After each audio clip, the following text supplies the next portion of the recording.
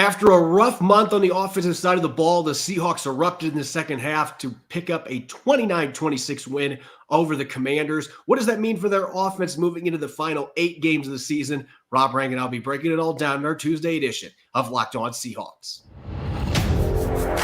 You are Locked On Seahawks, your daily Seattle Seahawks podcast. Part of the Locked On Podcast Network, your team every day.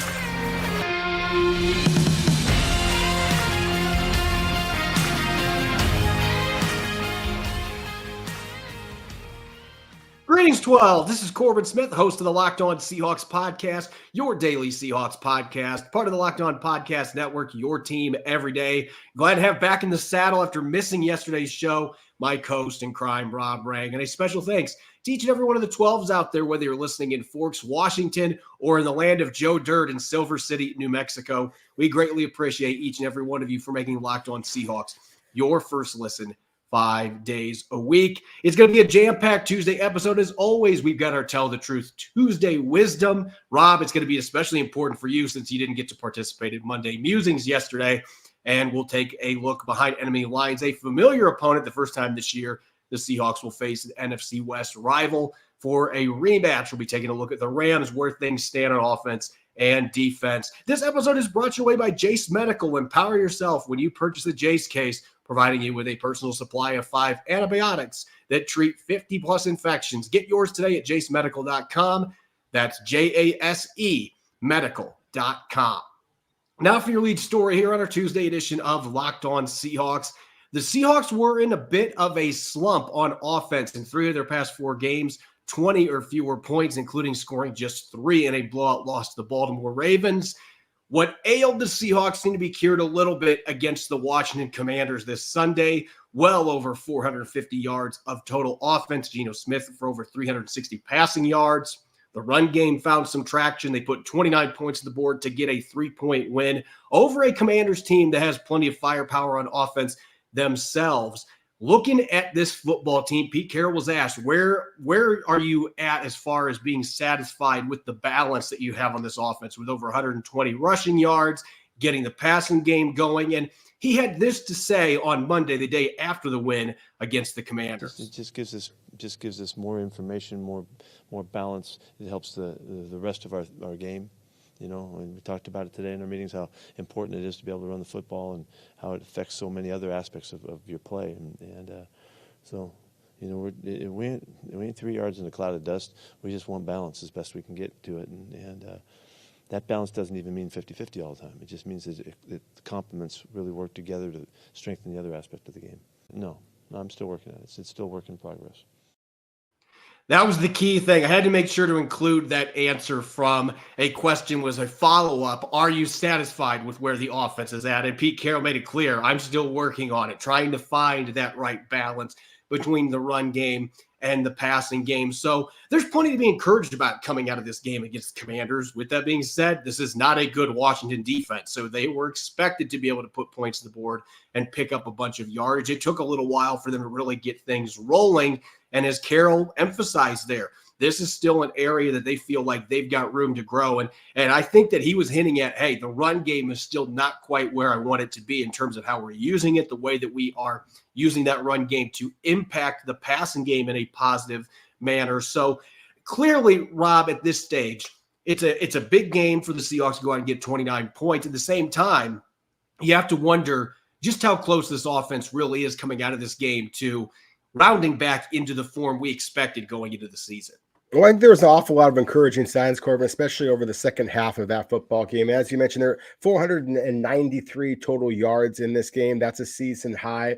I was most excited about the fact that there was so much yardage after the catch for Seattle's top 3 wide receivers. We know who they are: DK Metcalf, Tyler Lockett, Jackson Smith-Njigba, as well as Kenneth Walker. Speaking of Kenneth Walker, you mentioned the running game, and anybody who is watching on YouTube, thank you as always. You can see 120 rushing yards there, as well as the 258 yards after the catch. It's the 120 rushing yards that I was most excited about, just because the fact that Washington did trade their best pass rushers, but we talked a lot in the pregame about the fact that they had the two big defensive tackles. This is a team in Deron Payne and Jonathan Allen. And we knew that was going to give Seattle some trouble. We knew that Washington's head coach Ron Rivera was very much, as a former linebacker himself, was very much going to focus on trying to eliminate Seattle's running game. For the most part, they were able to do so, holding Seattle to less than 4 yards per carry, kept the Seahawks out of the end zone in terms of the running game. But still, I love the way that the Seahawks adjusted their offense. There were some creative formations that they used. I'll get into that a little bit more later. But I like the way that they use their wide receivers, the way that they align them. I like the way that they use their running backs out of the backfield. 5 catches for, I believe it was 65 yards, or excuse me, more than that, because the 64-yard reception by Kenneth Walker for the touchdown. So I believe it was 5 catches for 80 yards overall between Kenneth Walker and Zach Charbonnet. Obviously, some big catches down the stretch by Charbonnet. So I just really thought that this was a game that illustrated that Seattle's offense is kind of on the upswing. Sure, Washington is not the Baltimore Ravens defense, but still, given the fact that Washington held the Seahawks to only 9 points over the first half, for the Seahawks to get on track in the second half, to get 20 points, as you pointed out a moment ago, in their past 3 games, that's all they had accumulated over the entire game. To get that over the last 30 minutes against a quality football team, again, I think that it bodes well for the future. You're excited about the run game, and it's odd because everybody who listens to this show regularly knows where I stand when it comes to running the football. I am a running back connoisseur, and yet I was most excited about the after the catch numbers, in large part because going back and watching the film, we talked about this last Tuesday, how frustrating it was revisiting that Ravens game and the number of snaps where Seattle was passing the ball and there was nobody running routes between the hash marks. It was just incredible watching how Seattle just neglected the middle of the field. Shane Waldron took that miscue to heart, and this week he was attacking Washington's linebackers, particularly with Jackson Smith-Njigba. It was really exciting to see him run several crossing routes. They got Lockett going on some crossers in the intermediate level of the defense. They got some big plays off it. Smith-Njigba had a 21-yard catch on their opening series where he was able to get by the linebacker on a short crosser and then picked up a bunch of yards after the catch. And so seeing Seattle manufacture yardage after the catch, Smith-Njigba had a screen that went for 11 of that drive. I mean, what world are we living in right now? This is like the 3rd week in a row the Seahawks have had a good play on a receiver screen. They even had a 16-yard gain on a tight end screen in this game. So there's reason to be really excited about that aspect, that you saw Shane Waldron lean more on plays that were going to help manufacture that yardage, and Jackson Smith-Njigba putting him where he's at his best when you are getting him on those crossing routes where you're getting him in the middle of the field. He can create when the football is in his hands. And so that was encouraging to me. On the other side, the reason why I'm not going to say I'm skeptical. I think that this offense can still be one of the best in the NFL, and I was very encouraged by what I saw from Geno Smith towards the end of the game, the way that he was firing the ball over the place. I really do believe Ken Walker III's catch and run really took a lot of weight off Geno Smith's shoulders, just being able to have that big play. He just seemed that he was playing looser, more confident after that. That being said, with the run game, I still have some reservations. It's not because of the guys in the backfield, though Ken Walker III got back into that bounce-happy mode for large chunks of that game on Sunday. That gets a little bit frustrating. But for me, it's trying to figure out how can we still get more carries for Charbonnet and more carries for Walker. There still feels like there's a lot being left on the table by Shane Waldron in this offense. And this is a game where the passing game, they needed to lean on it because this is bad pass defense for Washington. But I still would like to see a little bit more of that run game. And I think that's what Pete Carroll was hinting at there in his comments there on Monday. So you and I are in agreement. There's reason to be optimistic. I'm looking at the yards after catch. That's a bigger deal. Can Shane Waldron continue to build off that? That's got to be the hope, because that has been an area where this team has not been consistent in terms of play calling to set up their guys. And that's going to be big for this team, especially in a year where offenses are down. We're seeing teams like the Buffalo Bills fire their offensive coordinator. offenses down around the league. And so everybody's under the microscope right now. But can Shane Waldron have the right plays to get these guys the football? So you mentioned the formations were more creative in this game, and I'm sure we'll be talking about that more as we rock and roll on this Tuesday episode. But certainly it was encouraging. Are they going to round into form? We'll find out when they play some better teams here in upcoming weeks. Coming up next, Rob and I are going to be dishing out our Tell the Truth Tuesday thoughts of wisdom coming out of Sunday's game and looking towards the rematch against the Rams coming up next Sunday at SoFi Stadium. Don't go away. You're listening to the Tuesday edition of Locked On Seahawks, which is brought your way by Jace Medical. We spend a lot of time talking together here on the podcast. We get fired up together on wins and losses, who starts, who sits. I'm thankful for the connection we have. And today I want our chat to be a little more personal. Whether you're on extended travel, bracing for major weather events, or limited by yet another supply shortage, you are covered. Thanks to our partners at Jace Medical, life-saving antibiotics and a long list of daily medications can be ordered in 1 year supply. Cialis, and Viagra as well. Go online right now at jacemedical.com to receive your 12-month supply on your daily medication. Remember to use promo code LOCKEDON at checkout for a discount as well. A verified customer had this to say about Jace: I am thankful for this service. Supply chain issues caused me to cut pills in half to have it. I ordered most of my daily meds with a year's supply. I also ordered an antibiotic kit. I feel secure now. Prices are lower than local pharmacies. I highly recommend this for everyone. If you or someone you love would love to get some peace of mind by having a year's supply of any daily med, go to jacemedical.com to see if it's offered for you. Remember to use the promo code LOCKEDON for $20 off your purchase. You're listening to the Tuesday edition of Locked On Seahawks. I'm your host, Corbin Smith. Glad to be joined by my co-host in crime, Rob Rang. And a special thanks to all the 12s out there. Thank you for making Locked On Seahawks your first listen 5 days a week. We greatly appreciate it. We're already going to be to Matchup Wednesday tomorrow. Some familiar matchups and, of course, some different names as well in the middle of the season. A rematch coming up between the Seahawks and the Rams. You won't want to miss it. Make sure that you are listening into that show live at 5 p.m. Pacific time. It's time for Tell the Truth Tuesday, dishing out some words of wisdom coming out of Sunday's win over the Commanders and looking forward towards this weekend against the Rams and really the final 8 games, the closing stretch run coming up. Rob, you normally would have had a chance to get some of your thoughts off your chest on our Monday musings, but unfortunately we're not on the show yesterday. So I'm sure you have a lot to talk about coming out of this win over the Commanders. Yeah, I appreciate that, Corbin. I'm going to kind of steal the mic here for a moment and just rattle off through a couple of my initial thoughts in watching the tape. First off, I do, again, want to reiterate how impressed I was with the Seahawks offense getting rolling in the second half because, frankly, on defense, there were so damn many missed tackles. I don't know how the Seahawks were able to win this football game. I counted 3 by Jamal Adams. I counted 3 by Jordan Brooks. I counted 12 overall by the Seahawks. Just the missed tackles on Brian Robinson's first touchdown, and then the second big play that he had, they made Sam Howell look like the second coming of Lamar Jackson and Michael Vick with the way that he was able to elude pressure and then just kind of dump off these quick little passes to be able to make big plays, including, again, another immaculate touchdown throw, at the very end of the game that really gave Washington a chance to come into Seattle and steal the football game. So, again, the missed tackles to me, especially considering the fact that you're talking about, one of the highest paid safeties in all of the NFL history in Jamal Adams, a former first-round pick in Jordan Brooks, who, of course, is recovering from injury, as is Jamal Adams. But still, at this point in the season, you are expecting more. The golden child, Devin Witherspoon, had a missed tackle. Tariq Woolen had a couple of plays that I would characterize at least as missed tackles in this football game.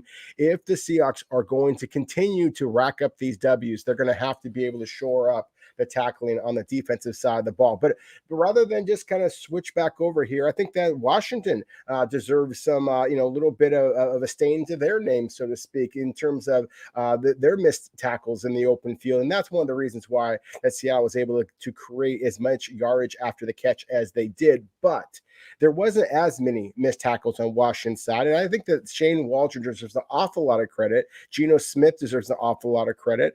DK Metcalf and certainly Jason Myers, I'll get into that in a moment here as well. I really thought that the Seahawks did an excellent job of using formations to create some yards after the catch situations for their wide receivers in particular. As you mentioned in the first segment here, JSN and there was a couple of different drag routes and some crossing patterns in which he was able to show off his quickness. He was able to show off the body control, be able to snatch footballs out of the air. DK Metcalf certainly was able to demonstrate his just brute strength. Obviously in the fourth quarter stretch there to get the game-winning field goal, that was terrific. You again highlighted the fact there's some screens that worked very effectively for JSN. For Will Dissly, Seattle's slowest tight end, gets the 16-yard tight end screen. I mean, again, that's a talent. That's recognizing the talent of your team, and that certainly is a testament to the Seahawks pass catchers. But it also very much is a testament to the play caller, the play designer. I think that Shane Waldron deserves a lot of credit for this victory as well. It's easy to look at the three-star receivers. This was the best game that those three have had together so far this year. DK Metcalf and Tyler Lockett, almost 100 yards. You had a big game from Jackson Smith-Njigba as well, especially early. He was getting a lot of looks from Geno Smith, had that screenplay, the 21-yard catch on the crosser. It's easy to look at those guys. They are the stars. They're the flashy ones. But I want to go back to the trenches, and we've been talking about this the last couple of weeks. We now know, Pete Carroll's confirmed it, Abraham Lucas is practicing on Wednesday. So does that mean he's going to play this weekend? We don't know. But my argument would be don't rush him back. Make sure he is 100% ready. And I'm more confident saying that after watching the way that Jason Peters played on Sunday. And I thought he played really well when we were talking to the postgame show Sunday, Rob. I thought he had a great game. And then I went back and I watched the All-22, and it hit me like, this was a 2010 Jason Peters game. Like, I had to look back at the clock. It was like Jumanji. What year is it? I couldn't figure out what I was watching because the movement skills at 41 years of age, just to put this in perspective for our listeners, Rob, Jason Peters is only the second offensive lineman in NFL history to play 19 or more seasons in the league. Bruce Matthews, the legendary Hall of Famer, is the only other one that did it. So we are talking about very rare air here that Jason Peters is in. And to play the way that he did the other day, only one pressure on 34 pass protection reps, and he was that good. You go back and watch the tape, like, guys weren't getting anywhere near Geno Smith. He was stonewalling, whether it was speed rushes, power rushes, he was dominant in pass protection. And yet I would argue he was even better in the run game. He took two guys. Nick and I were talking about this Sunday. We didn't know for sure if it really played out that way. I went back and watched the All-22. The fourth down and one run, Charbonnet got 7 yards on. Jason Peters had his left hand on a defensive tackle and his right hand on a blitzing linebacker, and he blocked both of them to open up a crease. And then there were two other 10-yard runs by Charbonnet that who made the key block in those plays? Jason Peters, the Godfather, has still got it. And oh, by the way, Will Dissly should be thanking him on that screenplay because he was driving a defender downfield on that 16-yard screen. He was impressive in every way, shape, or form in that game. That looked like Jason Peters from 15 years ago. It was incredible to watch. And he's out of practice squad elevations now, but you've got to find a way to get him on your 53-man roster, whether Lucas is healthy or not. He should be on the roster the rest of the season with the way he played the other day. And really, that gives me confidence. If Lucas can't play against the Rams, all right, we can put Jason Peters in the lineup and we're going to be okay. But that was an impressive outing by him. No, it absolutely was. And I think that the level of competition is something to take into account here. I mean, again, Washington trade away their top pass rushers, but you said it, Corbin. It was the change of direction. There's the body control for a man who's 40 years old is just exceptional. And so they could have had better pass rushers. I still think that you would have seen as Jason Peters is kind of getting himself into shape, and just kind of getting a little bit more acclimated with the way that Seattle is calling plays, that you are seeing that he is bound for Canton at some point. So very encouraging signs from him. And I think that that's one of the biggest things that led to Seattle having the success on offense that they had. I mean, they gave up 1 sack in this game. They had 0 turnovers in this game. And Geno Smith continues to show that, when the lights are brightest, when it's the fourth quarter, when it's 2 minutes to go in the game, there is no quarterback who has had the success that he has. I mean, the man just has ice water in his veins. And again, a big part of that is because he had clear pass protection in this football game. And obviously he has dynamic talent at the running back wide receiver, and tight end positions. But still, you got it. For all the criticism that Geno Smith has had, I mean, it's only a week or two ago that people were saying, oh, the man should be benched, but there was an awful lot of fans out there who were chanting Geno at the end of that football game with the way that he calmly, coolly drove the Seahawks down the field. And then again, all the criticism that DK Metcalf has had, the way that he put the team on his shoulders at times, especially in the last 2 minutes of that football game, and was the superstar that the Seahawks expect him to be. And then finally, Jason Myers, we just kind of, by the way, on special teams players, but making those 5 field goals, especially the game winner with the clock going down, for him to have that type of poise. I mean, you mentioned the Buffalo Bills offensive coordinator, Ken Dorsey, getting fired. I mean, part of that was because of some of the special teams snafus that the Buffalo Bills had. Obviously, he's the offensive coordinator, but still, the fact that they lost that game due to some of the miscues, and we've seen an awful lot of missed PATs, an awful lot of chip shot field goals that have been missed. Jason Myers, was nails in this football game, and obviously one of the biggest reasons why the Seahawks won the football game. Now I'm wanting to see Jason Peters kick a field goal with you saying that, just to see what happened. If he could do that, then truly the 41-year-old can do it all. I want to finish this segment real quick off a thought that I have on defense, because I'm in full agreement with you on the missed tackles. I've been talking about it for months because I just still feel like Seattle, they've changed things up in training camp, and not in a way that's a good way to me in terms of how they manage their tackling. They just aren't prepared when the season starts, and this has been a persistent issue for several years running now. But I want to talk about something that jumped out to me as a positive. And I know Draymond Jones was in coverage on that second 48-yard catch by Brian Robinson. It's a defensive lineman. When you end up in situations like that, most of the time the offense is going to win. That's not where Draymond Jones is at his best. But seeing him play off the edge, my argument here would be, Rob, that Draymond is the answer to the Uchenna Nwosu problem. It's not Frank Clark. It's not Darrell Taylor, though I thought Darrell Taylor actually made a couple nice plays against the run on Sunday, which shocked me. We haven't seen that very much. But Draymond Jones has played a lot off the edge earlier in his career in Denver. At 280 pounds, he has the athleticism to do it. He looks comfortable and fluid when he's in a two-point stance. So if you're looking for somebody that can help your run defense, that can play more off the edge, Pete Carroll's made it clear they're going to be doing that. And with good reason, because they need another bigger body guy that can play that edge position, that can hold up against the run. They've had their issues with depth ever since Nwosu got hurt in that regard, and that opens things up for you to be able to mix in Frank Clark and Darrell Taylor getting after the quarterback as secondary pass rushers. So I really think he is the solution, the in-house solution for them to be able to address that issue they've had run defense-wise since Nwosu got hurt. You've got Leonard Williams now to go with Mario Edwards and Jaron Reed in the middle. You don't have to play him a ton of snaps inside. So I think this is a win-win for the player and for the team. Up next, we're going to go behind the curtain and look at the Rams, a rematch coming up at SoFi Stadium. The Seahawks still upset about the way that game went down in week 1 at home against their division rivals.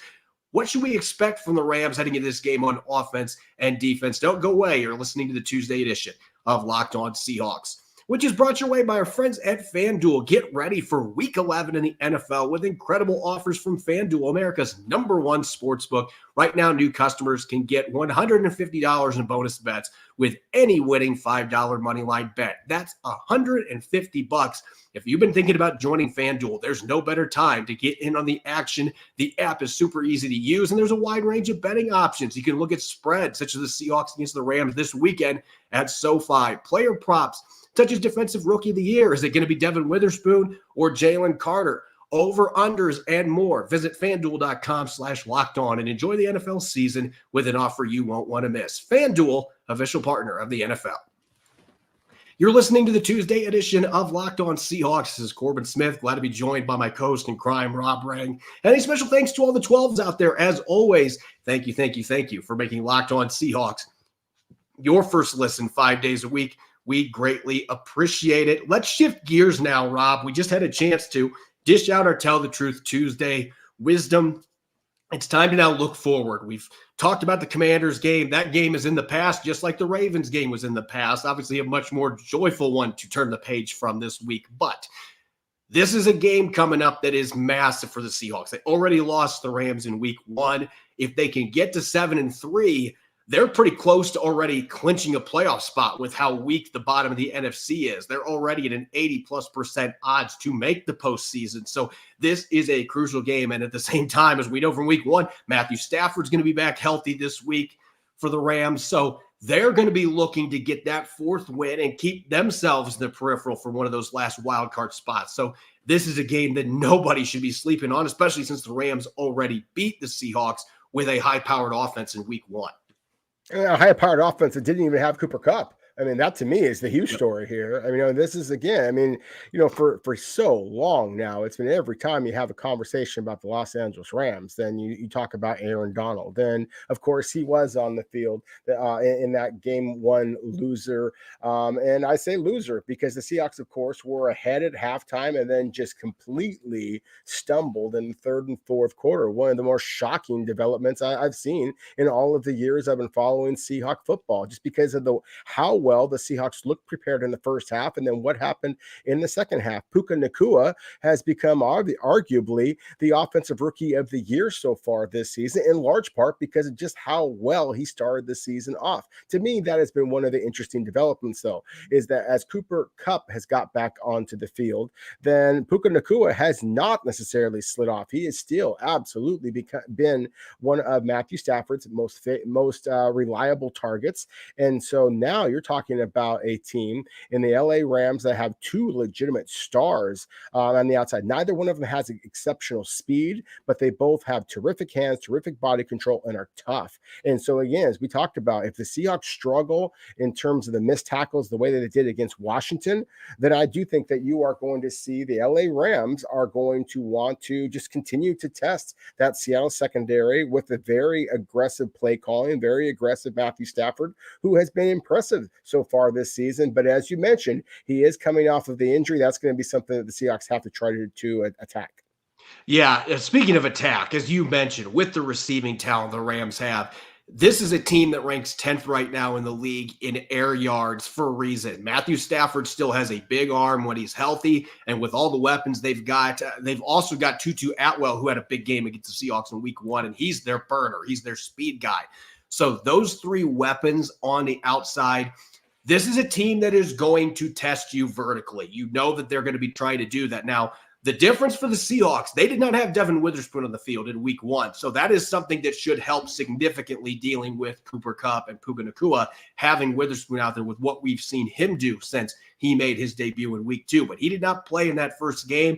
He's going to get tested. Reek Woolen and Trey Brown are going to get tested on the outside because this is a team. They run a lot of those deeper crossers. They're going to take some of their shots, pick and choose vertically, but they're near the top of the league in explosive pass plays as well, in the top 6. So you should expect that this team is going to find a way, whether it's after the catch or vertically. They are going to find a way to take their shot plays against you and get those chunk plays. The Seahawks have to find a way to neutralize that as much as they can, especially considering you know what they're going to do with their 11 personnel. But this is a case where, X's and O's or the pros and the Joes on the outside, they've got the studs. They've got the pros on the outside. And Sean McVay's had so much success with these guys that the Seahawks have to be fully prepared, or this team is going to do what they did in week one to you, and they're going to get a bunch of big plays and have a chance to beat you for a second time this year. Yeah, but I do think that a little bit of it is some smoke and mirrors. The LA Rams scored 30 again in that stunning Seahawks loss in week one, but they have not got to 30 points since that time. They've lost 3 straight games. Now they are coming off of a bye, and Sean McVay is just that damn good, and so the Seahawks do have to take this game absolutely seriously, because again, that's the LA Rams have to do. If they're going to save their season, then they are going to have to win this football game. So this feels like a little bit of a desperation game for the Rams, and they are dangerous when it's a desperation game. And again, to me, what this really comes down to is, can Seattle slow down? Yeah, I'm happy that you mentioned Tutu Atwell because he has the speed that Seattle can do everything that they want to do, and Atwell can still change everything for you. But again, it's been a Cooper Kupp show for so long now. You got to slow him down. You got to slow Puka Nacua down. If you can do that and supply a little bit more pressure, I think this is an awesome game for Boye Mafe potentially to be able to extend his, now franchise record, 7 games in a row with the sack. Get that 8th one against Matthew Stafford in LA. There's not going to have a bigger, environment than SoFi Stadium. That to me is what's going to be critical for Seattle to pull off this victory. I don't have the raw stats in front of me, but it does feel like since SoFi opened that the Seahawks have been tougher against the Rams when they've been on the road, which is odd to say. But, I mean, they had the playoff loss at home in 2020. They had the loss in week 1, and we saw them last year going, and that was without a bunch of players. Stafford was injured, but still, they won at SoFi. They gave them a tougher game in 2021 on the road than they did at home. So I'm really curious to see what this looks like defensively for Seattle with Devin Witherspoon. And, of course, when you're on offense, if you're the Seahawks, you have to highlight number 99. He is still one of the elite players in the NFL, one of the very best game wreckers the game has ever seen. But you also have to look at the rest of this defense. We came into the season, we knew they were going to have a lot of new faces, and yet Seattle, the second half of that game, week 1, they couldn't do anything. They couldn't move the ball. They couldn't get first downs. This has been a defense, though, since that season opener. They have gradually shown more and more cracks, and you can see it in the stats. They have given up 55 explosive plays this year, which is in the top 8 in the NFL.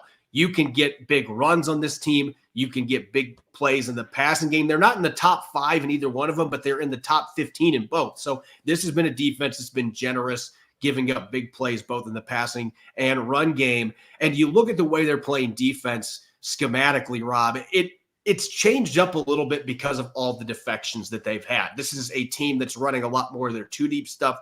They are near the top of the league in cover 4 and cover 6 usage. And they've also had to mix in a lot of sim pressures. And what that means for our listeners that haven't heard of that term, it means they're still sending only 4 guys, but they're sending somebody from the second level. They're dropping a player from the defensive line back. So they're simulating pressure, even though they're not sending extra guys. The Rams are in the top 5 in sim pressures this year. So they're going to be trying to disguise. They're in the top of the league in disguising their coverages. There's a reason they're doing that much disguising, because when they haven't been, it hasn't been working for them defensively. And they've had a lot of issues getting off the field and slowing down opponents. This Seahawks team has got to find a way to take advantage of that. Unlike the second half in that season opener, this is not a defense that has a lot of talent at all 3 levels with the players they've lost. You got to take advantage of that with all the skill players you have and attack this secondary, attack their linebackers. And if you can do that, you got a chance to put a lot of points on the board. You do. You're going to have to slow down Aaron Donald, and then Byron Young is the speed rusher on the outside. 5 sacks so far this season. Aaron Donald has 5.5. You can simulate all the pressure you want. Those 2 guys actually create pressure. You don't have to simulate anything. If the Seahawks want to stimulate their fans, they're going to have to be able to get this victory. And again, on the defensive side of the ball, the easiest way of doing that is slowing down the Rams' 2 defensive linemen. Aaron Donald, obviously, but the rookie Byron Young is a legitimate force as well.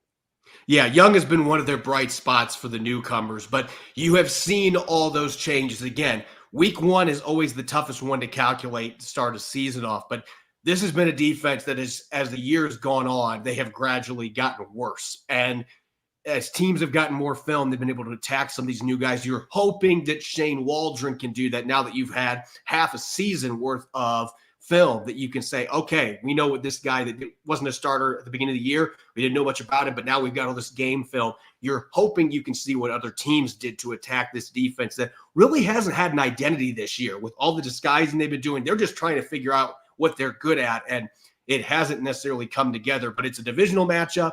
We've seen this all year round. The Commanders giving the Eagles fits twice.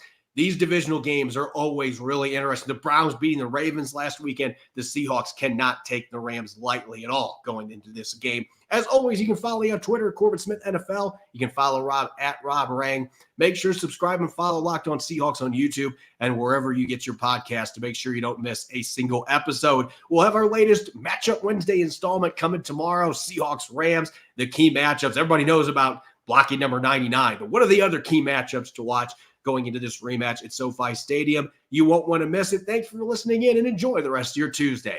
Go Hawks.